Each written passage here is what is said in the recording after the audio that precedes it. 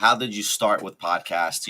What's going on with the podcast? How did you even, like, from genetics to podcasting? I'm like, these are two different verticals. How do you get Yes, to but that? somehow I've combined them, and that's my career is genetic Very podcasting, I would successful, say actually. is my main part. Thank you, Benny. Very So successful. yeah, I mean, so I started podcasting when I was like 16. So for me, that was 12 years ago, something like that. Closer to 13 years ago. Forgot how old I was for a moment. That was nice. And so I listened to a podcast and back in like 2008, and I was like, oh, this is cool. At first, I was like, who would ever listen to an audio file that's an hour long? Like, this was 2008. Most people were not listening to podcasts. That wasn't a household term at the time. And then I was on like a flight, and then I was like, all right, well, I have nothing else to do. I guess I'll listen to this. And it was awesome. And then I learned that the hosts of that show were only a few years older than me. So I was like, oh, if they can figure it out, maybe I can too. So I started with a different show about the Hunger Games series. So total nerd. There was already too many Harry Potter podcasts. So I was like, all right, I'll go for the Hunger Games series because that was just starting to get big. And kind of figured out podcasting over a year, I would say. And that's when I then launched the genetics podcast.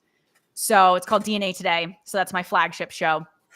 And I basically started it with selfish reasons. So it comes back to career entrepreneurship because I was like, all right, I was going into my senior year of high school and I was like, I really want to pursue this genetics career. I was thinking about genetic counseling, as I mentioned, wasn't completely sold on the career yet. I knew I'd work in genetics, but I was like, well, I got to learn a lot more about this. Like if I want to pursue this, I got to start talking to people that work in different areas of genetics.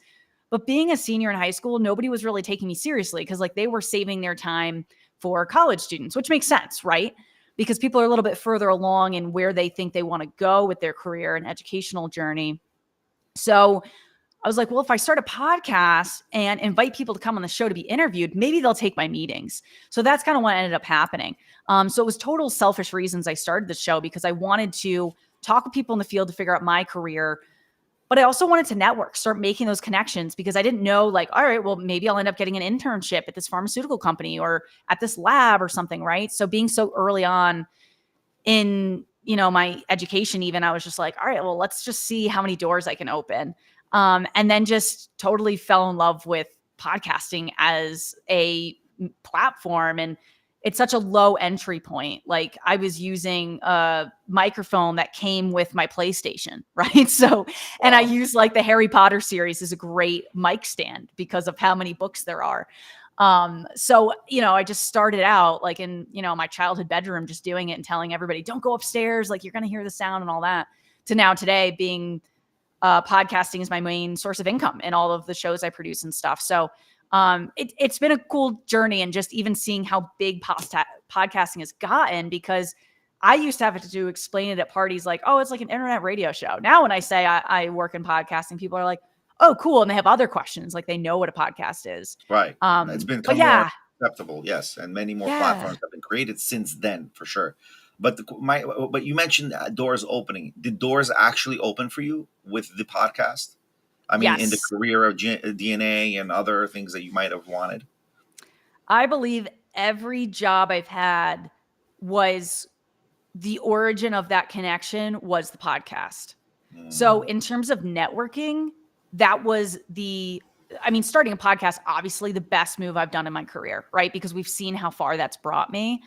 But networking alone, all of these random jobs, clients that I've had, I think all of them have linked back to the podcast. And even like my first salary job that I had, being a full-time genetic counselor, which now I've cut back to part-time just to be able to do all my podcasting. But my boss had listened to the show, and I came into the interview physically in person, came into the interview a little bit outside New York City where you are. And, as we're walking to his office, like he just got me from the waiting room. Just, hi, how are you? Right. We're about to sit down for the interview. He points at an office, says, oh, that's your office. I'm like, what do you mean that's my office? We didn't even do the interview yet. What's this guy saying? And when we sat down, we started chatting for a little bit. He's like, yeah, like, the job is yours if you want it. I just wanted to make sure you are that person from the podcast. And like, you really, it's not a persona. And when I met with him, like, I very much am who I am on the air. Like, there's not like a huge, like some people really put a character kind of on, depending on what kind of show they have.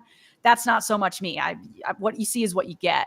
So I think that's just kind of an example of how powerful having a podcast, being a leader in your niche, but being able to make those connections too, and just networking, like that has, I think, been the most successful aspect of my career, is all of the networking and what that has brought me. That's awesome. That's unbelievable. That's huge.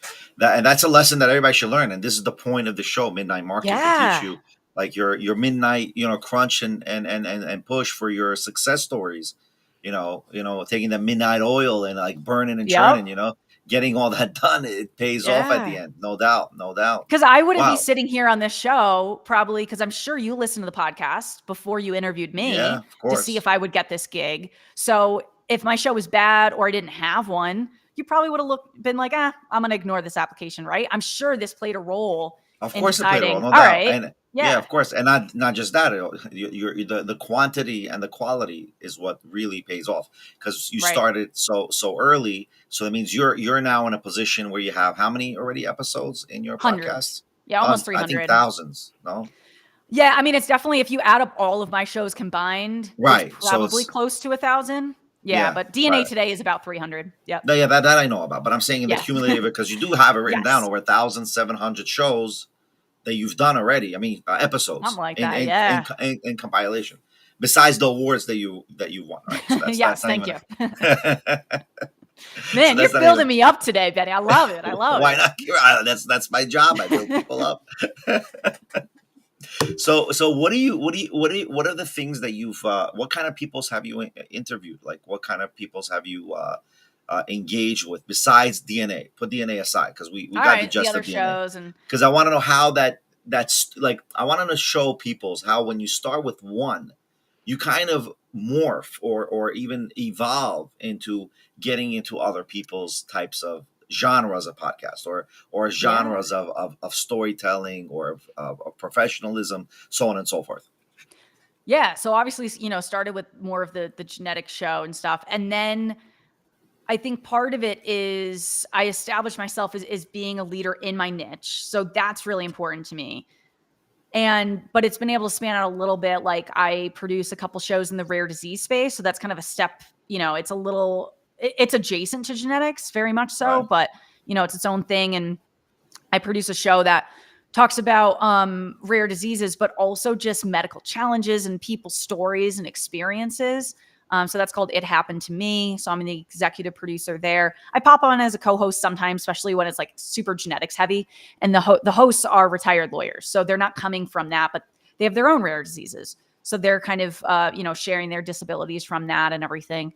Oh wow. But it's been interesting because I can take all of these skills and even connections that I have from my original show and bring that to the others. So there's even this great collaboration that happens that when I'm part of producing a new show, just launched a show a couple months ago called DNA Dialogues, which is the official podcast for the Journal of Genetic Counseling.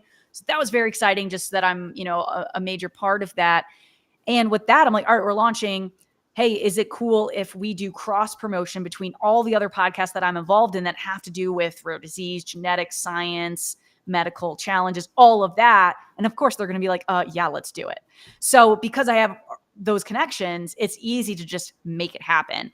And outside of my own shows, even guests, shows that I've been a guest on, right? So other science shows, I can then reach out to them, be like, hey, I launched this new show. Can we do cross promotion where we drop an advertisement on our shows about that show that's going to do a promo spot for us. Right. So And then having they. that cross swap. Yep. Right. So, I mean, it's just like, it's almost more of sitting down and thinking, okay, what else can I do with all these connections? Because it's just, the possibilities are limitless in terms of how much you can do and how much crossover happens. And it's exciting even when you're looking for a guest or something. And I'm like, all right, well, I'm sure in the last 12 years of podcasting, I've interviewed someone or I know someone that knows someone that has this disorder that we're looking for a guest for. So I don't know. Networking is definitely one of my favorite aspects of entrepreneurship. And I think my biggest asset, I guess, of what I look at in terms of like what is most successful to the businesses that, or I guess, one business, but a bunch of clients under that I've been able to build up. No, that's awesome. That's very good.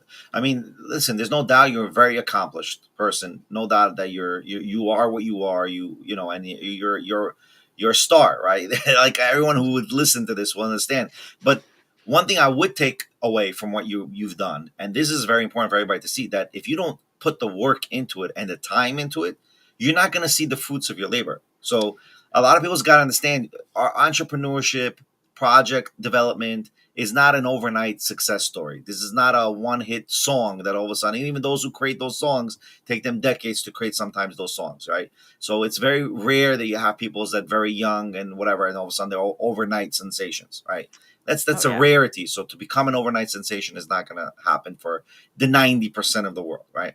But if you work hard and do what you've done, then it will happen. That's no doubt Yeah. about that.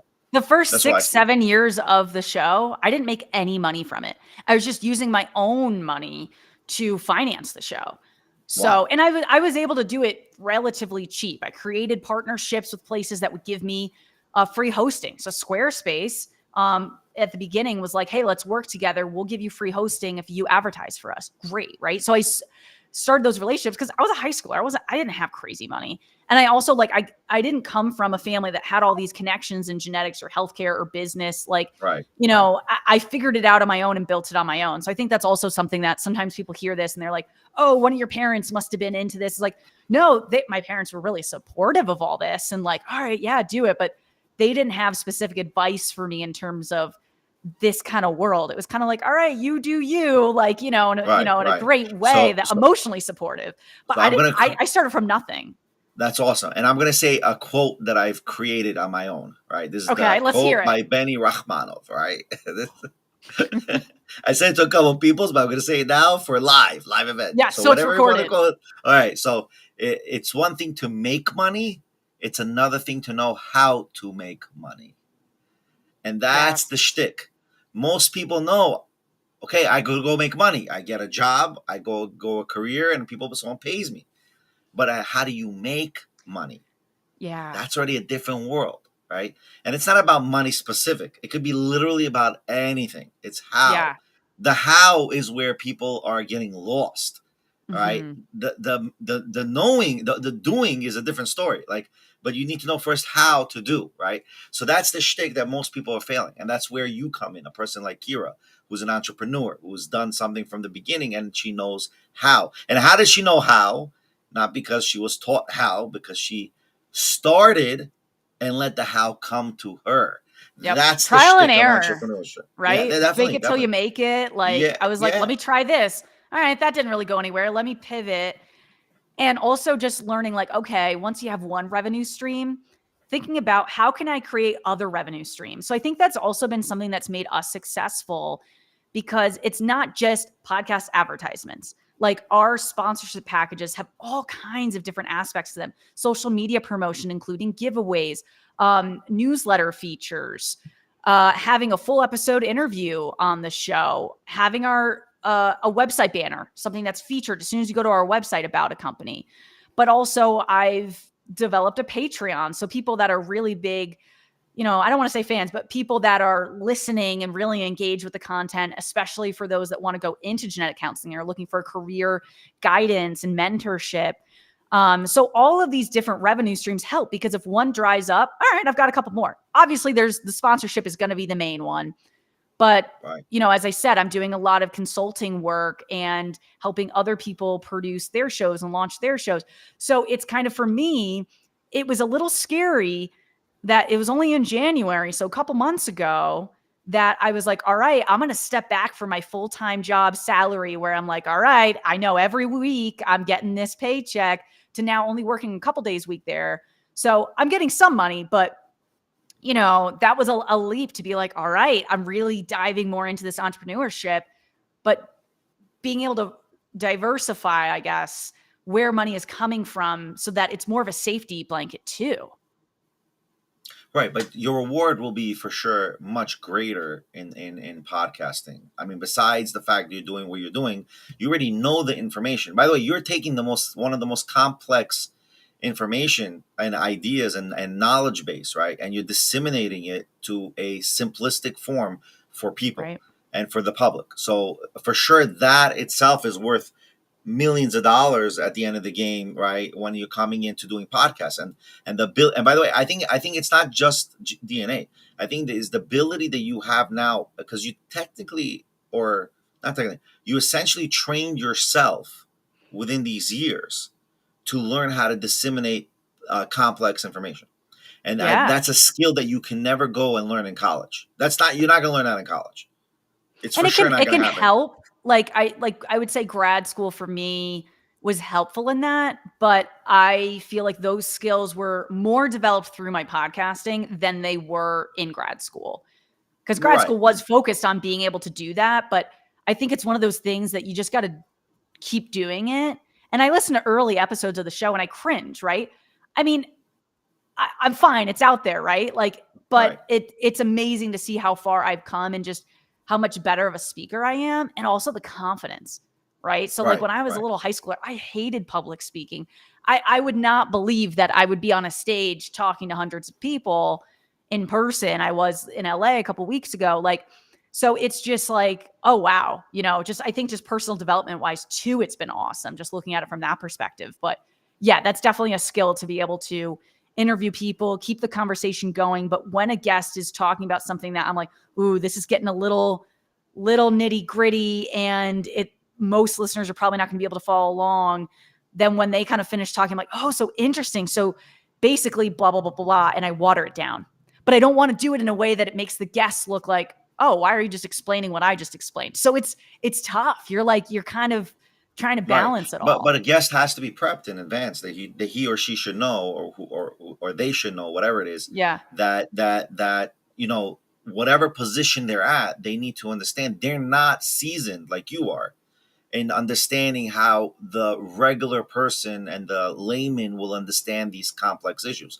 And I think they got to Mhm. understand that, yes, you might be repetitive, you might be simplifying their words, and let them agree to that simplification. There's nothing wrong with that. I mean, I don't mind if someone does that to me in a podcast and they want to, I'm like, yeah, yeah, yeah, that's what it means. That's what I'm trying to say. I probably did it in the first episode. It's just like so natural for me to do it. So honestly, I may have. And it may even just sometimes it's not even because the guest was confusing, but it's so that the listener hears it twice because it was that important. So it's like it's twofold that sometimes, like if you said something really important, I'm like, wow, like, it's just I love how you phrase blah, blah, blah, blah, right? Because it's Right. like I really want people to soak that in because it was like to me one of the highlights of the episode. And I felt that already in the moment. That's awesome. Yeah, that's definitely. I mean, in general, when you, like, this is also important. How do you tie, like, we had this with Chad, right? And we dropped our show and Chad's show also, right? So we had Woo, this with yes. Chad, right? So with Chad's show, we spoke about time management and balance. For sure, there's got to be some sort of balance that you do, like life, family, and with work itself. Like, it's not necessarily 24/7. I mean, like, I'm not like me 24/7. I'm focused. Yeah. like what's the story? What's going on? What's happening? Yeah. So I think it's changed a little bit now that I'm more of an entrepreneur than someone that is working set hours. So only 2 days a week am I seeing patients, and it's, 10-hour block for that. But, it's even like this past weekend, I had a little bit more flexibility with less going on. So I was like, oh, great. I worked for most of the day Saturday, a chunk of the day on Sunday, because I have a big trip coming up. So I'm going to Japan for like 2 weeks, which I'm so excited about. But I can do that because I can say, all right, well, I'm going to work, kind of Right, every day leading up to that, except for the day before to be able to rest for this big trip. right. It's like a 13-hour time difference. It's wild. It's or 16 hours. I can't remember New York Yeah, yeah. versus No, it's West about Coast and all 13 that. hours. It's about 13, 14 Yeah. hours. I've been there. It's a beautiful place. Yeah. Oh, very cool. We'll have to sidebar about that after the show. Yeah. But so even with that, it's like, I'm not always working a 9 to 5. Like it definitely differs. Even like this morning, I popped over to, my girlfriend's sister's house, drop off something, and even it's like, all right, doing this. I'm like, all right, well, I have this meeting as long as I'm back at that time. So I think it's just prioritizing. And for me, it's really coming up with my to-do list and breaking that up over the week. I'm like, all right, what needs to happen on Monday, Tuesday, Wednesday, and breaking it up that way and trying to very much work ahead of time. So for all the shows I produce, I really try to have us be a month ahead. So everything's recorded, produced, and scheduled about a month ahead. Does that always happen? No, but that's my goal. No, That way, that's a very yeah. good goal. I mean, not As like life me. happens, it's like whatever. Yeah. I'm I myself I get exhausted doing so much work. It's ridiculous. But I believe that when you're young, this is when you got to do it. Like Yeah. this is the time. When are you going to do it? When you're 50, 60, and what's going to happen? Yeah. Like, And I think yeah. it's so important, like on the financial side too, that it's like if you can make a lot of money, I'm 28 right now, like looking at maxing out my Roth IRA, right? So that money grows tax free, making sure that back when I was salaried, that I was, then meeting the how much my salary job was going to match for my 401k, making sure it's a little more than that. So I'm not losing out on that free money. So just making sure that, you're investing money where you're supposed to. And then, other money, I'm like, all right, well, now what's my third priority? All right, just, a general S&P 500 account that it's like, putting that in now because hopefully I'm not taking that money out until I retire at, let's say, 70 or something like that. Oh my goodness, is that going to grow so much, right? We've had a great couple of years since 2020 in terms of how the stock market has done. But it's just so important to me. If I can make a lot of money in my 20s, that's going to grow so much. You're going to live off the compound interest, not that principal. And that's about all I know about finances. Like that, Well, that no, is the limit of my knowledge. that's pretty good. That's very good. I mean, I like that. I like that Yeah. you're literally thinking of every avenue of protecting your life. Your basically the rewards that are belong to you and that you're deserving of from your high end, devotion to what you're doing. Like that, Right. everyone should really take that in consideration. Like I Yeah. always tell people, you cannot help other people if you haven't helped yourself first. Right. That's the reality. You have to help yourself first, and you have to establish yourself first, and then you give people opportunities like we have now that we're working together. That's an opportunity, right? You didn't have to say yes or the other. We still have other pending individuals that we can call back on, and to Right. add more podcasts to our parent company, iShook. But at the same time, you know, and between me and you, it was you and Chad were the first ones I Mhm. wanted in because you guys were more you were more into it. You were more I want to do it. So I go to whoever shows the interest of effective interest and pushing interest and go getter interest. That's the And that they're person you dedicated to it and not just like, "Yeah, exactly. sounds good," like, and kind of non-committal. It's like you wanna be like, "I'm into this. I'm committed," and just in looking at when you do take on new roles that it's like you're looking at, "Okay, can I manage this into my schedule? How does this look?" But also of looking at, okay, well, another source of income is kind of always a good thing, right? But it's like as an entrepreneur, you also have to be used to you could not make any money for weeks and then you can make a ton of money. So I'm sure you Right. experience this all the time Yes. where it's Yes. like it's not like a salary job where you're counting on, okay, well, I know at the end of the week I get this much, whatever. So that too, it's a different lifestyle in terms of like looking at, okay, what are your monthly expenses and where can you cut back? And when you do get a lot of money, it's not like you could just, I mean, I'm not someone that just goes out and spends money. I'm like, sweet, that I'm investing that in here or whatever. But yeah, that's a whole nother aspect that is something to get used to of like, you can't count on a paycheck. So Right. it's You're so not different in that paycheck to sense. paycheck. You're not paycheck to paycheck. No, Yeah. Right. no, which No most doubt. of America is. So for a lot of people, like that's a major shift that you have to be like, have a certain amount of almost savings when you are switching from a lot of people. And I'm sure that listen to this, we talk about side hustle CEO is like our tagline that for many years I was working other jobs so that I could say, all right, good. So I can build up I don't want to say wealth necessarily, but build up my account so that, all right, when I go and take the leap to have this be my primary role and income, if things don't happen for a while or it kind of dries up for a while, I'm okay. Right. So I think that's important of like, I know Dave Ramsey and other people talk about like a 6 month or, certain amount of time. That's like your emergency fund that you could live off of this for X amount of time. And I think that's so important for entrepreneurs. Yeah, that's for sure. Yeah, that's no doubt about it. But I mean, but people also have to understand, and it's not about making the $1 million, right? No. To be an entrepreneur, you got to first make your first 100. Like, can you balance 100,000, 120,000 a year on the project you're doing? And if you can do that 120,000, the million is going to come. The two is going to come, right? But that's the thing. People don't have that ability to do that, and that's where the complication comes out about. And I think that's really what I want to teach people. So I don't want to teach people this 10x of a million, 10x of a billion. No, no, no, no, no. I Be think that's realistic when you yeah, start. yeah. I think those events that big players do, and I don't want to mention who they are, but they are big players. I think the event that we hopefully will be doing is the 100x, meaning the 100,000. How do you get to the $100,000 mark a year for the projects that you're doing? And I think that's important. Like that means 100 net. I'm not talking about 100 gross, 100 net. That's important because a lot of people, when you start out, your expenses are more than your income for a Right. lot of companies. Would you agree with Right. But that? the question is, why is it that way? So you have to Yeah. understand, why is it that way? Yeah, the virtual I was going to green say, you're screen becoming is. a ghost on me. Oh What my is happening? god. You're slowly disappearing. I'm going to have to interview myself. Technology today. What are you gonna do, right? Hopefully soon I'll make maybe a prop wall or something, There to you make it go. look more aesthetic. Aesthetic. But I think And the green hopefully we'll screen. be recording some of these in person, Oh, So definitely, definitely, definitely. a lot of good things to come to Midnight Market. Yeah, definitely. Well, let's see where we get at. I mean, we gotta build this thing up, and I think that's the also important thing. What I looked about and what I look of is that we're building a whole big, huge thing right now with the podcasts that we're doing in iShook, right? Yeah, And you're and building a podcast network through and that's iShook. what we want. And we want a one stop shop where you advertise and you get monetized and you get conversions.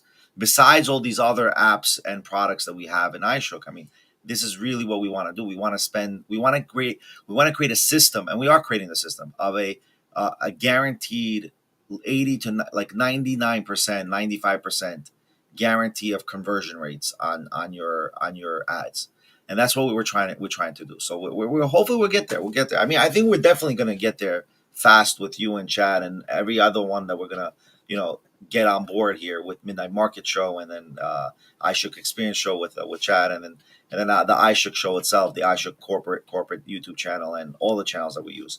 And by the way, I always tell people is you got to be everywhere. You can't Oh be in yeah. one place. You got to Oh, be totally everywhere. agree. It's like you used to have a product, right? If you had a certain pants or Levi's, they used to be in every store. Kmart, they used to be in Macy's, they used to be in Marshalls. I'm quoting stores that the millennials and Generation X might not know about.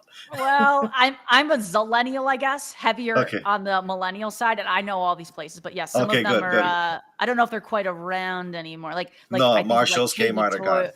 Yeah, yeah. I don't know. Is Marshall's gone? I know like TJ Maxx is still going. Maxinistas are out there. Maybe. But Maybe. Yeah. yes, But not no, in New I York agree City. with I don't you. think in New York City. Yeah. You're right. That's Mm, awesome. Yeah. yeah. I mean, but that's the world, the way it works. Yeah. No, it's like you got to be where people already are. You can't ask people to come to you. You have to come to them. So I Right. think that's like, important. Right. And if you need something, you're the one who has to pursue it. Mm-hmm. Right. Like if I need something from you, I will pursue you in request of that what I need, right, for let's say a Yeah. certain project or whatever, or vice versa, right? And that's what Mm-hmm. people forget. Like people feel that they're entitled. No, why didn't you give it to me?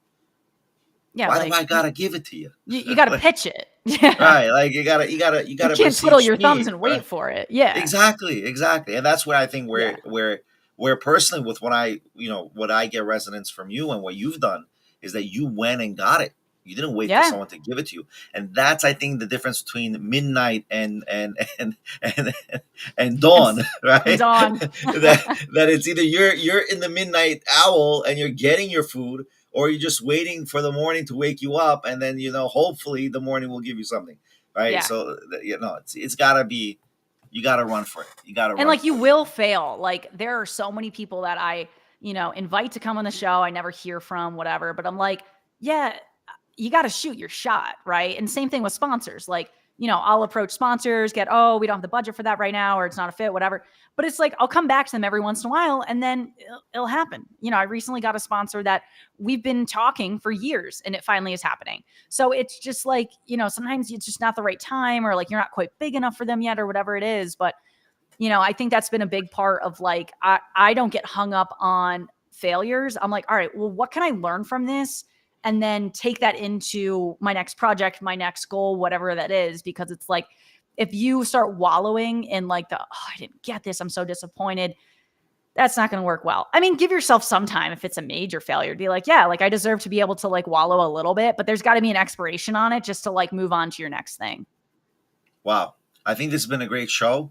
I think we're going Yeah. to end this show at this moment. It's been awesome learning and knowing who Kira is. And everybody should stay tuned to our Midnight Market. Subscribe to our YouTube channels, both Midnight Market YouTube channel, both Aisha Co YouTube channel, as many channels as possible that we have. I'm driving Yeah. everybody All the crazy. social media. Yeah. I Right. think our main shtick is LinkedIn and YouTube, I think is our Yeah. main That's our main. avenues, as well as Yeah. Apple and Spotify and stuff. Right. But And yeah, don't no. forget to download Click Talk. It's our new app, Click Talk. Yes. Click Hopefully it'll Talk. take over will be the next TikTok. Yes. Hence I Click love it. Talk. Yeah, Yes. so Click Talk, people. It's right there. Click CLIQTOK for people that are right. only listening to the audio version of this show. Right. That's a good one, Kira. See, that's why you have a Kira on a show like this. She Because knows. not everybody's looking at us or looking at what Yes. I'm pointing at. So, you know, you gotta bring in just the audio listeners because I'm someone that doesn't tend to watch video interviews. I tend to be on a walk or running if I'm really fit. Right. So yeah, we got That's to, awesome. cater to the audience. But thank you so much. This was a really fun conversation. And I think it just kind of is a good example of what a lot of episodes are going to be like in the future, where it's like we have a topic we're going to talk about, but it's very Definitely. much just like conversational based. And we're just like seeing where it goes, which I really like. Definitely, and I love that too. And then hopefully we'll get more guests. We have hopefully soon a few of them pending. And listen, Yep. guys, stay tuned, comments, and be in touch. We're going to do a lot of competitions and giveaways as well because we want people to engage within our story and get rewarded for engaging within our stories. So, Yeah. see you, everybody. Be well. Bye, guys. Thanks for listening.